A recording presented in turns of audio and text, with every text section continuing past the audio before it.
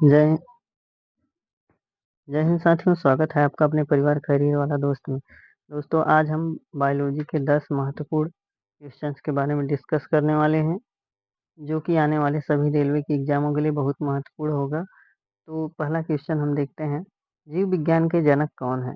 Option number A अरस्तु, option number B Darwin, option number C Lamarck, option number D Purkinje. तो इसका सही जवाब जो होगा हमारा ओके ऑप्शन नंबर 1 होगा, अरस्तु। चलिए अब दूसरे क्वेश्चन की तरफ बढ़ते हैं। दूसरा क्वेश्चन है, वनस्पति विज्ञान के जनक कौन है? ऑप्शन नंबर ए अरस्तु, option number B Hippocrates, option number C Theophrastus और ऑप्शन नंबर डी। तो इसका सही जवाब जो है साथियों वो है थियोफ्रेस्टस, ऑप्शन नंबर सी। तो चलिए अब तीसरे क्वेश्चन की तरफ बढ़ते हैं। बैक्टीरिया की खोज किसने की थी? Option number A Antonie van Leeuwenhoek, B Robert Hooke, C Robert Brown, D Robert Koch. तो इसका जो सही जवाब है दोस्तों, उसका सही जवाब है option number A Antonie van Leeuwenhoek. चलिए अब इसी प्रकार से चौथे क्वेश्चन की तरफ बढ़ते हैं। कह रहा है कि प्रोकैरियोटिक और यूकैरियोटिक में पाया जाता है, क्या क्या पाया जाता है? तो DNA, ribosome, cell membrane, D इनमें से सभी। तो इसका सही जवाब जो होगा साथियों वो होगा option number D, option number D. चलिए अब दूसरे क्वेश्चन की तरफ बढ़ते हैं। प्रश्न नंबर 5वां कह रहा है कि निम्न में से किसमें लिंग गुणसूत्र नहीं पाए जाते हैं?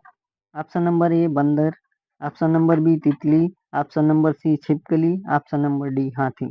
तो इसमें आप लोग जानते हैं कि छिपकली में लिंग गुणसूत्र नहीं पाए जाते हैं, इसलिए इसका सही जवाब होगा ऑप्शन नंबर सी। चलिए अब अगले क्वेश्चन की तरफ बढ़ते हैं। डीएनए की मूल इकाई को क्या कहा जाता है? डीएनए की मूल इकाई को क्या कहा जाता है? तो ऑप्शन नंबर ए है न्यूक्लियोसाइड, बी है न्यूक्लियोटाइड, सी है न्यूक्लियोसोम, डी है पॉलीपेप्टाइड। तो इसका जो सही जवाब होगा उसका सही जवाब होगा न्यूक्लियोटाइड। अब चलिए अगले क्वेश्चन के 7वां क्वेश्चन क्या कह रहा है, कौन सा ऊतक त्वचा और मांसपेशियों के बीच के पूरक ऊतक का काम करता है? ऑप्शन नंबर ए एरियोर ऊतक, एरियोलर ऊतक, बी उपकला ऊतक, सी वसा संयोजी ऊतक, डी संयोजी तरल संयोजी ऊतक। तो इसमें जो हमारा ऑप्शन सही है उसका ऑप्शन नंबर ए। चलिए अब अगले क्वेश्चन की तरफ बढ़ते हैं। निम्न में से कौन सा उभयचर नहीं है? निम्न में से कौन सा उभयचर नहीं? ऑप्शन नंबर ए मगरमच्छ, बी हायला, सी मेढक, डी सेलामाइंडेर। तो इसमें से जो हमारा क्वेश्चन है उसका सही जवाब होगा हमारा मगरमच्छ।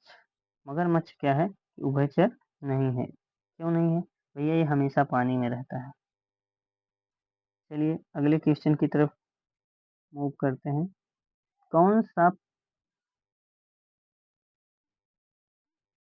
पादप हार्मोन फल को पकाने के लिए उत्तरदायी है? Ethylene, acetylene, sodium, magnesium. तो यहाँ पे हमारा क्या हो जाएगा?